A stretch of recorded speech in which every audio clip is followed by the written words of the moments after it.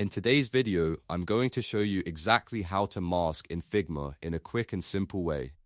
If you've ever wanted to crop an image into a shape, create a clean cutout, or use one object as a mask for another, this tutorial will walk you through it step by step.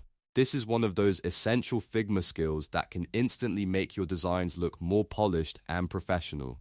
If you find this video helpful, please hit the like button and subscribe for more easy Figma tutorials just like this.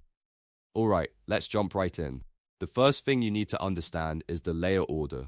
In Figma, the shape or vector that you want to use as your cookie cutter needs to be placed at the bottom. This is the layer that will define the visible area of your mask. Then, place the image or content layer directly above it. So remember, the mask shape goes underneath and the content you want to mask goes on top.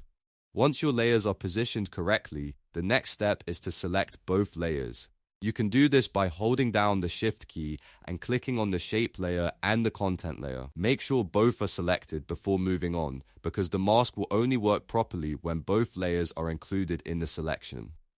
If your order is wrong, just drag the shape below the image in the Layers panel and try again. Now that both layers are selected, it's time to apply the mask. You can do this in a few different ways. The easiest method is to click the mask icon in the top toolbar. You can also right-click on the selection and choose Use as Mask from the menu.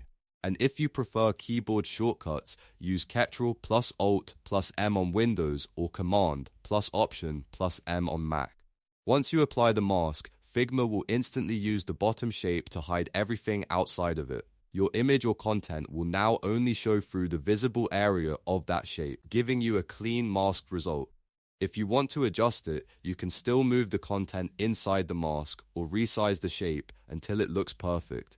This is especially useful for profile images, product mockups, custom thumbnails, and creative layouts where you want more control over what is visible. And that's it, you now know how to mask in Figma using the fastest and easiest method. It only takes a few clicks once you understand the layer order and the selection process.